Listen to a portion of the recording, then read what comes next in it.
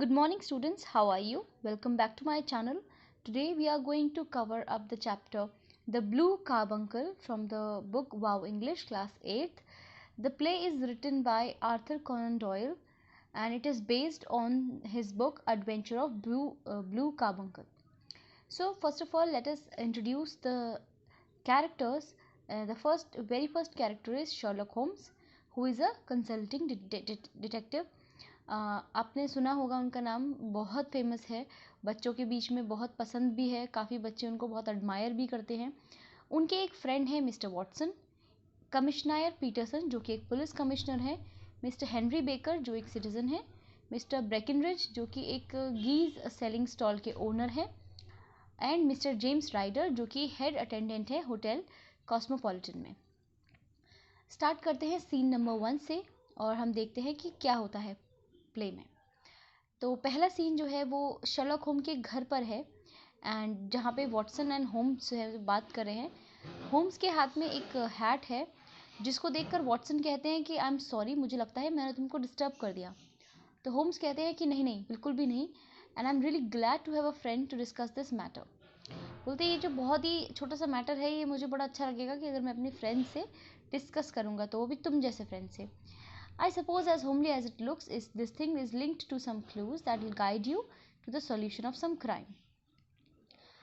तो वॉटसन कहते हैं कि मुझे लगता है कि ये जो तुम्हारे हाथ में जो चीज़ लग रही है, मतलब जो हैट है, उससे तुम्हें किसी क्राइम के क्लूज मिलने वाले हैं। तो होम्स कहते हैं नहीं नहीं, no crime, this belongs to commissioner Peterson, कि ये जो हैट है ये कमिश्नर पीटरसन की है। Watson, this is his hat. तो वॉटसन कहते हैं कि क्या ये उनकी हैट है? Holmes, no no, he found it on Christmas morning. उन्होंने कहा कि नहीं, ये उन्हें क्रिसमस मॉर्निंग पे मिली थी। कब मिली थी? When he was on his way he saw a man being harassed by some roughs. तो उन्होंने देखा कि एक आदमी को कोई परेशान कर रहा है। Before Peterson could help him the man drop the geese and took to heels.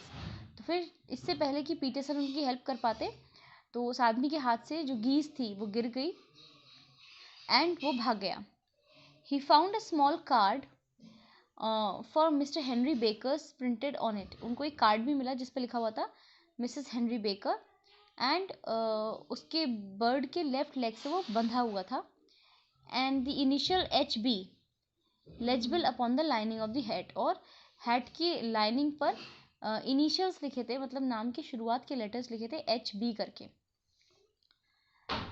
And what clues could you have as to his identity?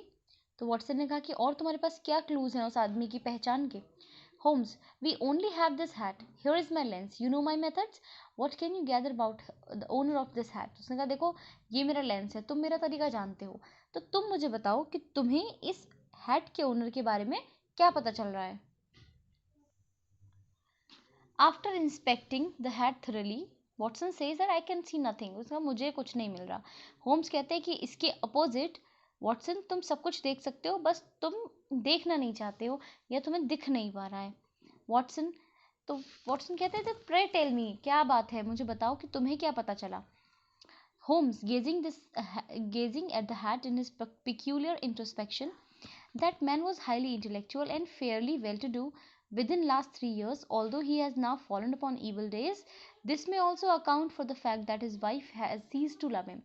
तो होम्स ने कहा कि देखो ये जिस आदमी की भी हैट है वो बहुत हाईली इंटेलेक्चुअल है, ठीक है, और पिछले 3 साल तक बहुत अच्छी खासी उसकी कंडीशन रही है। हाँ, इस वक्त उसके दिन खराब चल रहे हैं और ये भी कहा जा सकता है कि उसकी वाइफ जो है उसने उसकी केयर करना बंद कर दिया है। Watson, all from this hat, you are certainly joking Holmes. तो उसने कहा कि तुम्हें ये सब इस हैट से पता चला, तुम मजाक कर रहे हो। तो होम्स ने कहा not in the least, putting the hat upon his head, look how big it is. उसने कहा देखो ये कितनी बड़ी है ये हैट जो है, इतने बड़े आदमी का दिमाग जो होगा उसमें कुछ तो होगा। और फिर ये हेड जो है this is of best quality, ठीक है, इसके रिब्ड सिल्क और एक्सीलेंट लाइनिंग को देखकर पता चल रहा है कि ये बहुत अच्छी क्वालिटी की हैट है और अगर वो इसे खरीद सकता है इसका मतलब है कि वो आदमी रिच है। But it is completely worn out, लेकिन अब ये पुरानी हो चुकी है। Further he has tried to conceal some stains upon the felt by daubing them with ink, a sign that he could not afford to repair it or buy a new hat। लेकिन अब तुम देखोगे कि इसमें कुछ stains लग गए थे, कुछ दाग थे, जिनको कि उसने डॉब करके, मतलब कि इंक से इंक को उसके ऊपर लगा के छिपाने की कोशिश करी है, जो कि ये दिखाता है कि वो इसके रिपेयर और या फिर नया खरीदने को अफोर्ड नहीं कर सकता, उसके पास इतने पैसे नहीं हैं। Watson, plausible, but his wife, you said she has ceased to love him.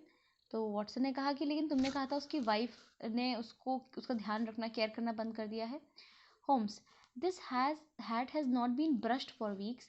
When your wife allows you to go out in such a state, Watson, I shall fear that you have also been unfortunate enough to lose your wife's affection. तो उसने बोला कि देखो, ये जो hat है इसको कई हफ्तों से ब्रश नहीं किया गया है। अगर तुम्हारी वाइफ तुम्हें इस हालत में बाहर जाने देती है तो मैं बहुत माफ़ी मांग के कहता हूँ कि तुम भी अपनी वाइफ का अफेक्शन खोते जा रहे हो। ठीक है। Watson, very ingenious indeed. Watson कहता तुम तो बड़े क्लेवर हो, but since you said that no crime has been committed it is rather a waste of energy. तो वॉटसन ने कहा कि मतलब तुमने तो कहा कि कोई भी क्राइम नहीं हुआ, तो फिर ये सब एनर्जी क्यों वेस्ट कर रहे हो अपनी। लेकिन तभी पीटरसन थे कमिश्नर, वो जल्दी से भागकर अपार्टमेंट में आते हैं। पीटरसन कहते हैं the goose mister Holmes, see what my wife found in its crop. तो उसने बोला कि देखो वो जो गूज था, जो पकाने के लिए मेरी वाइफ के लिए गया था, देखो मेरी वाइफ को उसके अंदर से क्या मिला है। और फिर उसने क्या किया, उनके हाथ में उन्होंने एक बड़ा सा ब्लू कलर का स्टोन दिखाया, जो कि बहुत शाइनी, बहुत ब्राइटली चमक रहा था। Holmes, by Jove Peterson, this is Countess of Morker's blue carbuncle. There is a reward of 1,000 pounds for the person who finds it. तो होम्स ने कहा कि अरे ये तो काउंटेस ऑफ मॉर्कर का ब्लू कार्बंकल है, इसके ऊपर तो 1,000 पाउंड का इनाम है जिसको मिलेगा उसके लिए। Watson, it was lost if I remember all right at the hotel cosmopolitan. तो वॉटसन ने कहा कि मुझे याद आ रहा है कि ये तो होटल कॉस्मोपॉलिटन में खो गया था। Peterson, precisely so. On December 22nd, just 5 days ago, John Horner, a plumber at a hotel, was accused of the crime. तो पीटरसन ने कहा कि आज से 5 दिन पहले 22 दिसंबर को खोया था और होटल का एक प्लम्बर है जॉन हॉर्नर, उसको अक्यूज माना गया था। Holmes, you see, Watson, our little deductions have suddenly assumed a much more important aspect. The stone came from the goose, and the goose came from Mr. Henry Baker. So now we must find this gentleman and ascertain what part he has played in this little mystery. तो Holmes कहते हैं देखा तुमने Watson, हमारे जो छोटे छोटे deductions थे, मतलब हमारी जो छोटी छोटी जांच पड़ताल थी, और उस जांच पड़ताल से हमने जो भी कुछ पाया वो अचानक से बहुत इंपॉर्टेंट एस्पेक्ट से जुड़ गया। तो देखो ये जो स्टोन है वो गूस से मिला है, और गूस जो है वो मिस्टर हेनरी बेकर के यहाँ से आया है।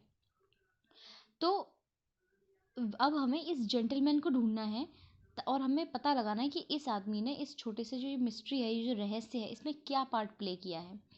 फिर शर्लॉक होम ने एक पीस ऑफ पेपर पर लिखा कि found a goose and a black felt hat. एक गूज मिला है और एक हैट मिली है। Mister Henry Baker can have same by applying at 6:30 is this evening at 221 B Baker Street. और मिस्टर हेनरी बेकर जो है वो 6:30 इवनिंग को आकर ये ले सकते हैं। Holmes to Peterson, run down to the advertising agency and have this advertisement put in the evening papers. Holmes ने कहा पीटरसन से कि लो इस एडवर्टाइजमेंट को शाम के अखबार में आप छपवा दो, एंड अपने रास्ते में तुम जाते हुए एक गूज और ख़रीद लेना, क्योंकि हमें इस आदमी को वापस देना पड़ेगा ना, क्योंकि पहला तो खो गया था, तो अब हमें इसे वापस देना पड़ेगा। इट इज़ इवनिंग, अब क्या है, शाम का वक्त है। होम्स के अपार्टमेंट में एक जेंटलमैन आया हुआ है। ठीक है। होम्स अपनी चेयर से उठे और उस जो विजिटर आए थे उनको ग्रीट करते हुए कहते हैं mister Henry Baker, I believe, pray take this chair by the fire. Is this your hat mister Baker. तो उसने कहा कि मिस्टर बेकर ये आपकी हैट है क्या। तो हेनरी कहते हैं कि हाँ हाँ ये मेरी ही हैट है। Holmes, by the way about the bird, we were compelled to eat it, but I presume that this other goose upon the sideboard will answer your purpose equally well. तो Holmes ने कहा कि देखो वो जो bird थी, जो गूज था, उसे तो हमने खा लिया, लेकिन हमने आपके लिए एक नया गूज ला के रखा है। आई थिंक कि ये काम करेगा, आप इसे ले जा सकते हैं। बेकर, ओ सर्टनली सर्टनली, उन्होंने कहा ठीक है मैं ले जाता हूँ। Holmes, of course we still have the feathers, legs, crop and so on of your own bird if you wish. तो वो कहते हैं कि हाँ लेकिन अगर तुम चाहो तो अभी आपकी वाली गूस के पंख, पैर, ये सब हमारे पास है, अगर आप चाहो तो बेकर कहता है नहीं नहीं नहीं ठीक है कोई बात नहीं, और हंसता है बहुत ज़ोर से। Holmes, after a sharp glance across at me and slight shrug of his shoulder, by the way, would it bore you to tell me where you got the other one from? I'm somewhat of a fowl fancier, and I have seldom seen a better grown goose. तो Holmes ने कहा कि अच्छा एक बात बताओ मुझे, अगर आपको बुरा ना लगे तो बताओ कि आपने पहले वाला जो गूज था वो कहाँ से ख़रीदा था, क्योंकि मैं एक बहुत फाउल फैंसियर हूँ, मतलब बर्ड लवर हूँ, और मैंने इतना अच्छा खासा एक अच्छा सा वेल ग्रोन गूज तो कहीं देखा ही नहीं है, तो आप मुझे बताओ कि आप कहाँ से लेकर आए थे। तो बेकर ने कहा कि I got it from Windigate, the host of Alpha inn near the museum. उसने कहा कि मैंने उसे विंडीगेट वहाँ पे ख़रीदा था, और म्यूज़ियम के पास है वो जगह। और फिर इसके साथ ही हेनरी बेकर अपनी टोपी, अपना हैट और अपना गूज लेकर वहाँ से चले जाते हैं। ये सीन 1 ख़त्म होता है स्टूडेंट्स। मैं आपको सीन 2 अगले वीडियो में दिखाती हूँ।